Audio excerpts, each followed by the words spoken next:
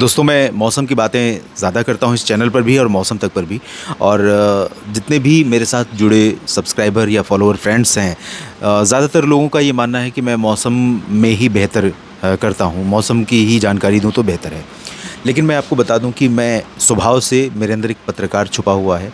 पत्रकार उसे कहते हैं जो अपने आसपास के जितने भी मुद्दे हैं, उन मुद्दों से परेशान हो।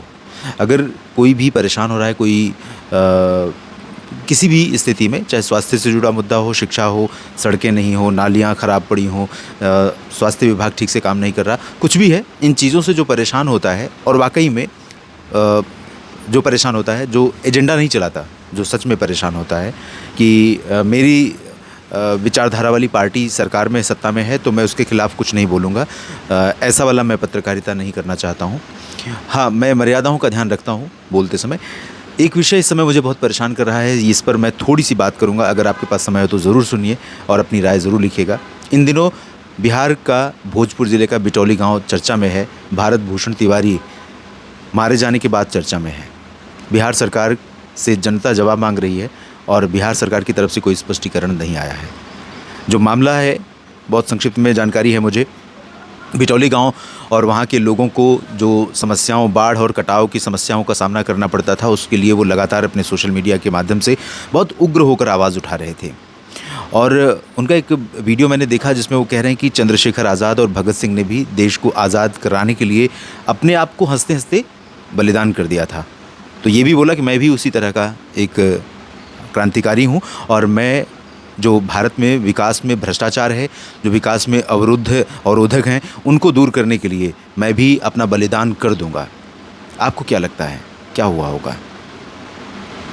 मुझे ये लगता है कि सरकारें चाहे ब्रिटिश काल की हों, चाहे मुग़ल काल की सत्ता हो और चाहे अन्य राजा रजवाड़ा रहे हों या वर्तमान समय की केंद्र या राज्य की सरकारें हैं, जैसे ही उनको लगता है कि ये व्यक्ति हमारी व्यवस्था के लिए चुनौती बनने लगा है, तो उसे वो पसंद करना बंद कर देते हैं और उसको ठिकाने लगाने का प्लान बनना शुरू हो जाता है।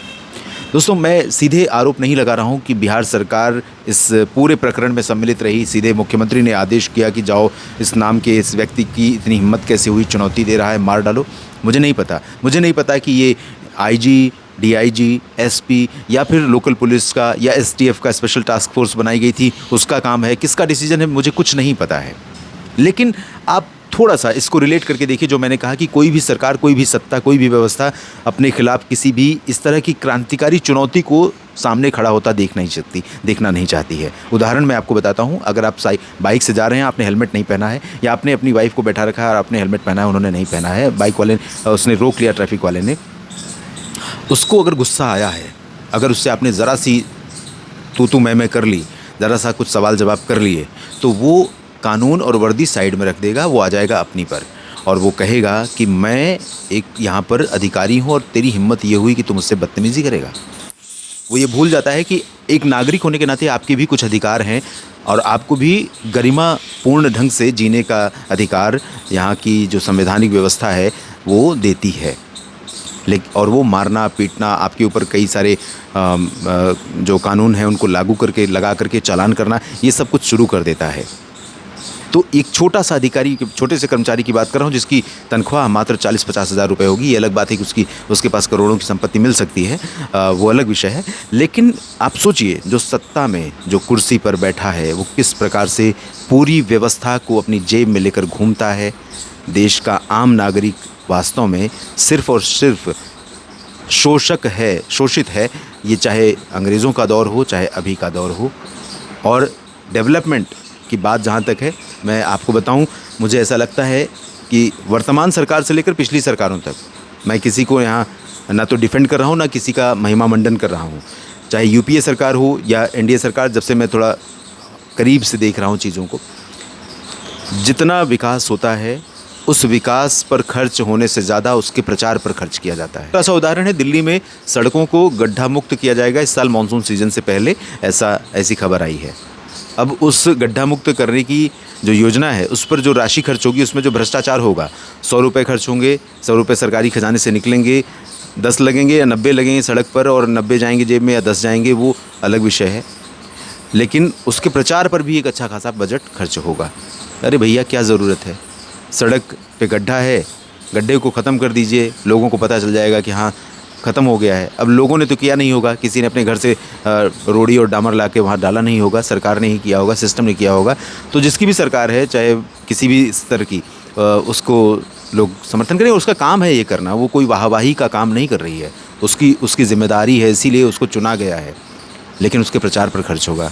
और भ्रष्टाचार, सच में बहुत सिस्टम को लेकर कभी कभी इतना दुख होता है कि जिन लोगों ने, भारत भूषण तिवारी हों या चंद्रशेखर आज़ाद हों, शहीद भगत सिंह हो या सुभाष चंद्र बोस हों, लाला लाजपत राय हों, जिन्होंने इस देश के स्वाभिमान के लिए, देश को आज़ाद कराने के लिए इतना कठिन संघर्ष किया और अपना निजी सुख दरकिनार कर दिया, वो लोग क्या सोचते हैं, उनकी आत्मा को कितनी चोट पहुंचती होगी जब वो देखते होंगे कि तमाम शपथ लेने के बाद, चाहे न्यायालय में बैठा न्यायाधीश हो, पुलिस महकमे में किसी कुर्सी पर बैठा पुलिस अधिकारी हो, नेता जो मंत्री है या सांसद और विधायक या पार्षद है, वो किस प्रकार से देश को लूट रहा है, देश को दीमक की तरह खा रहा है।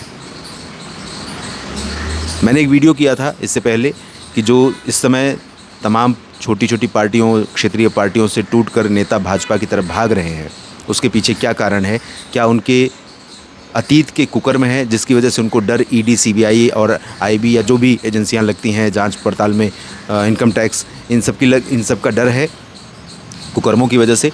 या उनको लग रहा है कि ये डूबती नाव है, जितनी जल्दी यहाँ से निकल के बेहतर नाव में कूद जाओ उतना जीवन सुरक्षित होगा? तो उसमें किसी एक व्यक्ति ने कहा था कि हमारे भारत का कोई भी व्यक्ति ईमानदार नहीं है, हर भारतीय भ्रष्ट है। मैं उनकी बात से पूरी तरह सहमत तो नहीं हुआ, लेकिन काफ़ी हद तक सहमत हूँ। उसमें उन्होंने ये भी लिखा था कि हर किसी को पहले अपना हित नज़र आता है, उसके बाद देश का। मैं यहाँ पर इतना कहना चाहूँगा कि अपना हित करने में भी देश का हित होता है। अगर आप अपना ईमानदारी से विकास करेंगे तो देश का विकास होगा, देश समृद्ध होगा, क्योंकि हमसे ही तो देश बनता है। बशर्ते ये मापदंड महत्वपूर्ण है कि आप अपना विकास करते कैसे हैं। देश के खजाने को, देश के लोगों को लूटकर, दूसरों के अधिकारों पर कुंडली मारकर सांप की तरह बैठकर, या अपनी मेहनत, अपने श्रम और अपनी साधना से अपना विकास करते हैं। क्या सोचते हैं? लिखिएगा ज़रूर। धन्यवाद।